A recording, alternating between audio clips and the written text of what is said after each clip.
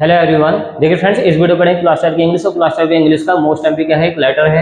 देखिए यही जो क्वेश्चन है बोर्ड एग्जाम में हर साल के साल पूछा जाता है।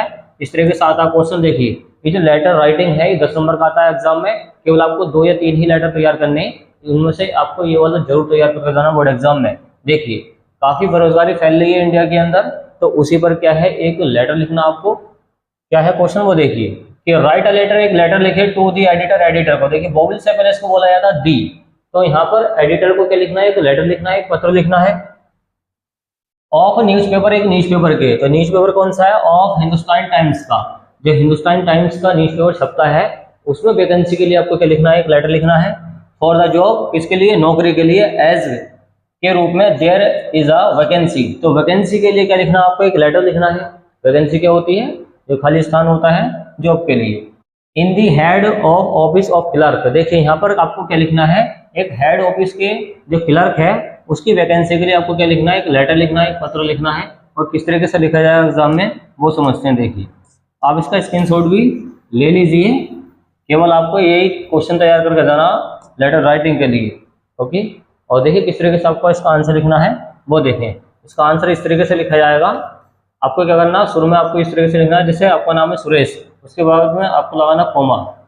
कोई सा भी नाम हो, आप अपना नाम भी लिख सकते हैं इसकी जगह। और फिर यहाँ पर एक एड्रेस है 20/25 प्रयागराज, और प्रयागराज का ये कोई सुरेश नाम का लड़का होगा। और आगे आपको डेट बताई जाएगी, मतलब डेट लिखनी पड़ेगी। इस डेट को आपने ही लिखा है 26 अगस्त 2024-25, जो भी चल रही है वो आप यहाँ पे फिल कर सकते हैं। दी एडिटर ऑफ हिंदुस्तान टाइम्स, जो एडिटर है हिंदुस्तान टाइम्स का, हेड ऑफिस अलीगढ़, अलीगढ़ में पड़ता है। तो ये पढ़ सकते हैं इसको, जो कहाँ पड़ता है, अलीगढ़ ऑफिस, मतलब अलीगढ़ में जो इसका ऑफिस है, हेड ऑफिस वहाँ पे पड़ता है। किसका, हिंदुस्तान टाइम्स न्यूज़पेपर का।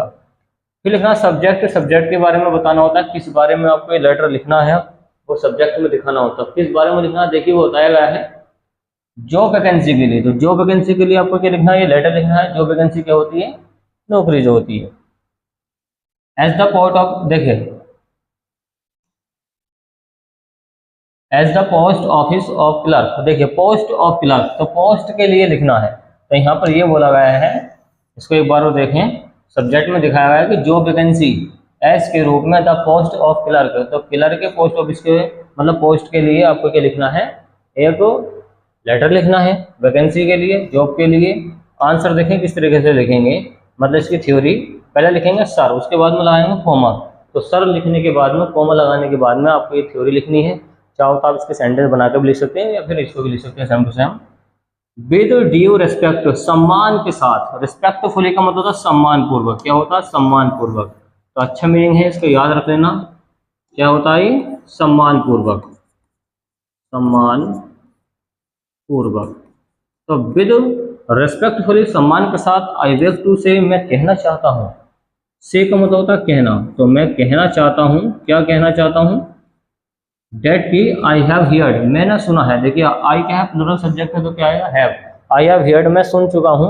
Date there is a vacancy, मुझे पता लगा है कि एक वैकेंसी है, एक वैकेंसी है। किसके लिए, इन योर ऑफिस, आपके ऑफिस के अंदर, as the post of clerk, clerk के लिए। तो क्लर्क के लिए क्या है, पोस्ट खाली है, उसके लिए मैं क्या अप्लाई करना चाहता हूँ, ये नौकरी करना चाहता हूँ। आई वॉन्ट, मैं चाहता हूँ। देखिए वॉन्ट का मतलब होता है चाहना। To the work, to the work काम करना, at the post of clerk, तो पोस्ट ऑफ क्लर्क के रूप में मैं काम करना चाहता हूँ। माई क्वालिफिकेशन, मेरे जो क्वालिफिकेशन है, क्वालिफिकेशन का मतलब पढ़ाई इसकी जो लिखाई कितनी है, इज बीए, तो वो बीए करा हुआ है। And I have other diploma, और इसके अलावा मेरे पास डिप्लोमा भी है।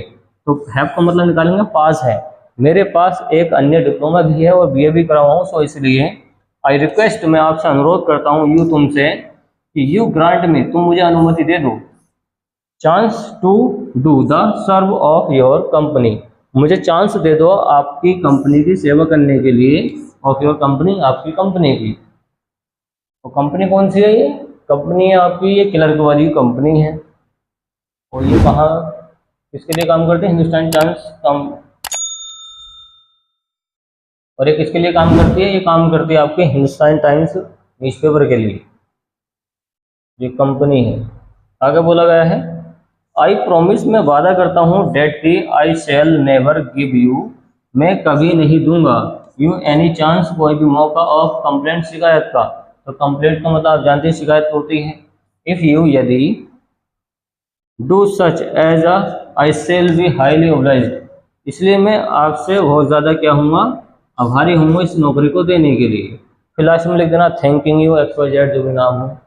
और देखिए इसके ट्रांसलेशन के लिए केवल आपको इसकी मीनिंग याद होनी चाहिए। एक बार इसकी मीनिंग और देख लें। तो मीनिंग कौन कौन से याद करने हैं वो देखिए।